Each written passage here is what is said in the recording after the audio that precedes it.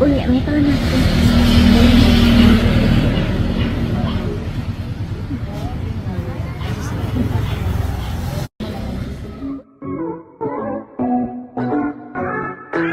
Lolo Eddie, Lola Rosemary Hill ni Andy, namamasyal ngayon sa isla ng Siargao kasama ang kanyang mga anak na sina Ellie at Lilo.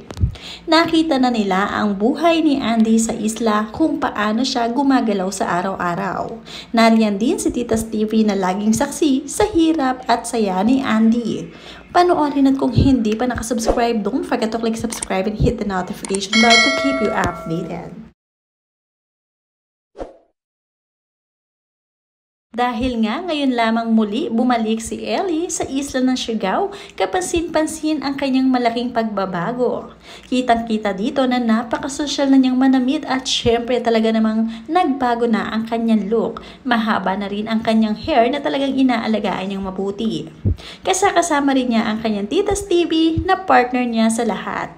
Sa kakikayan at nasasanay na rin itong si Ellie na mag-ayos at magsaot ng makeup.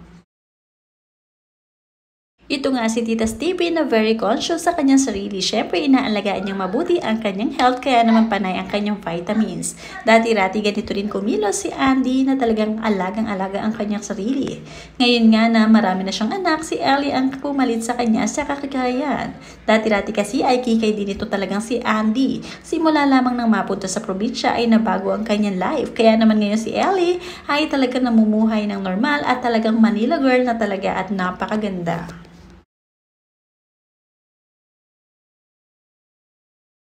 Ngayon nga ay saksi ang mga lolo at lola ni Andy kung paano siya mamuhay sa isla ng Siargao kasama ang mga anak. Kung paano siya manamit dito at walang kaarte-arte. Maski ang kanilang mga apo na si Lilo at Kowa ay naglalakad lamang ng barefooted. Sanay na sanay ang mga ito.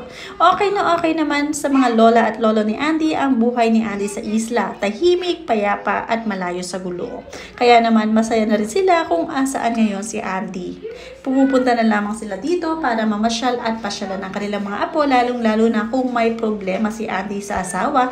Agad-agad silang magfa-flight papunta sa probinsya para masubaybayan si Andy.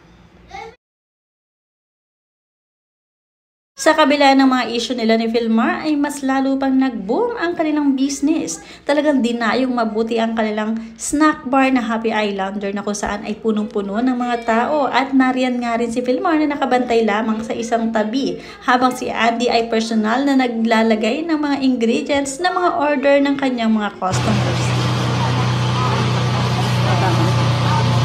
Kagwapa sa ni Andy eh. Sana si Philmar diri. And then to si Lilo. Hi Lilo. Ayun si Lilo. Ako na bata nila. Parang bata nila. Kayo. Babi. Palit na dito. Asa naman ito?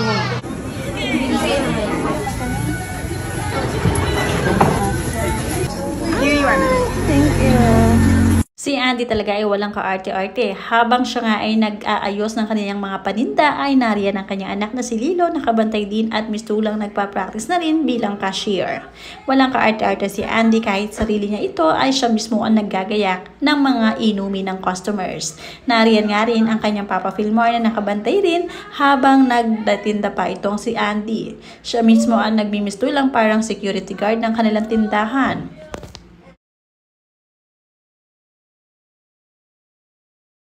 Girl. Alright.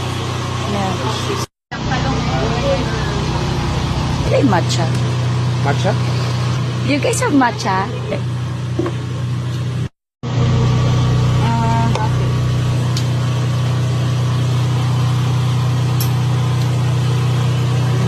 Galaxy. Pila ka na, no? 20? Okay. Yeah. Sir, 960. 668 0444.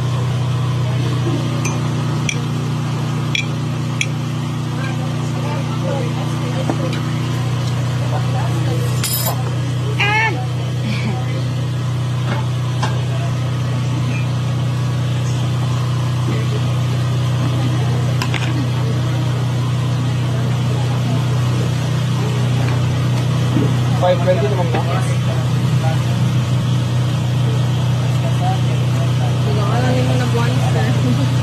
you know how to speak Bisaya na? Yeah. Awesome. Yes, hold on. 1 minute.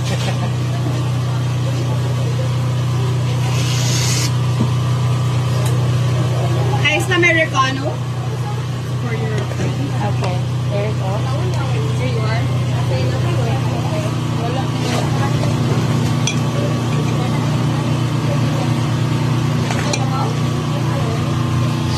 Pwede makuha yung ano ko, yung spang steer.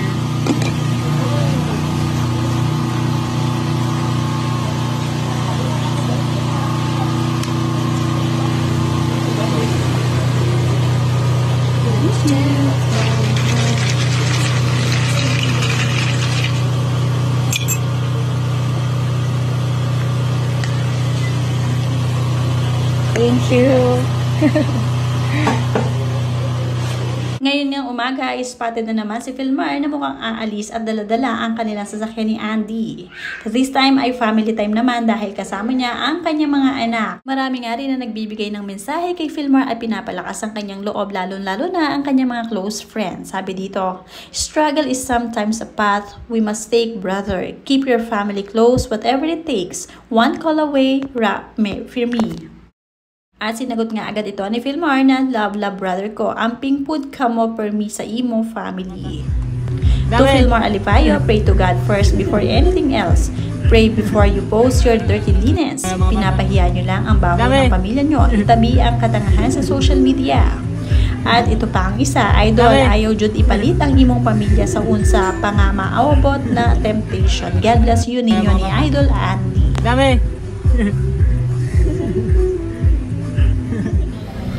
Uy, may tao na.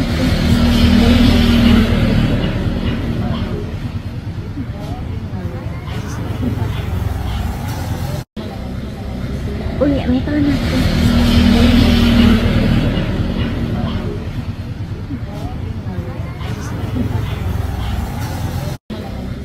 Ang kagandahan lamang sa relasyon ni Andy at Filmar ay hindi sila pinapakialaman ng kanilang pamilya at hindi rin sila inuutusan na maghiwalay bagkus ay mas pinaglalapit pa silang dalawa para mabuo pa ang kanilang family.